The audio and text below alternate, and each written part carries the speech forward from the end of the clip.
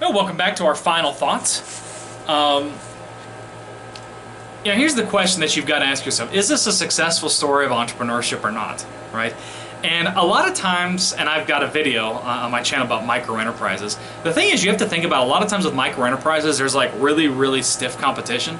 But a lot of times with these micro enterprises, like these bed and breakfasts and things, they're better off cooperating with potential rivals because they can make more money. So again, by cooperating with the balloon operators, the carpet vendors, etc., they can get more commissions. And if the balloon operators do well, then that brings in more tourism. So they wind up becoming part of kind of an entrepreneurial ecosystem. And the better the ecosystem itself does, the better each individual operator will do. So that's what they talk about, this ballooning nexus. They also talk about this as kind of a commentary on the tragedy of the commons. Now, the tragedy of the commons occurred mostly in Britain. That's where we think about it. And the tragedy of the commons was, commons were common areas that technically belonged to the Lord, but peasants could go there and they could pick mushrooms or berries to kind of supplement their pretty meager diets. And the whole thing about the tragedy of the commons is that once these areas got fenced in, it forced peasants to kind of go to the cities of industrializing England. That was this tragedy of the commons.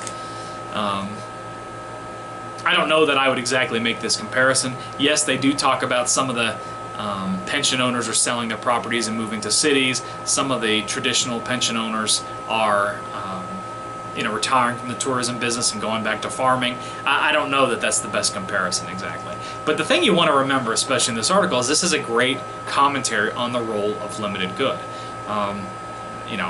And I guess if you're more of a Porterian strategist, okay, you got it. But if you're more of a resource-based view strategy person, again, by combining, hot air ballooning, carpet selling, hospitality, all these things together, the economy itself will grow and everybody has more. Even if maybe you have a little bit less than your neighbor in the process, you'll still have more than you had before, right? So if you make $1,500, if you make $1,000 a month now, but the economy grows and there's more opportunities, and you make $1,500 the next month, and yeah, it stinks that your neighbor makes $2,000, which is $500 more than you, but you're still making $500 more than you had before. You're still better off. So, anyhow, share with me some of your final comments on this article down below. And as always, give me a thumbs up, that's a like, and make sure you hit that subscribe button. I'll see you in the next playlist.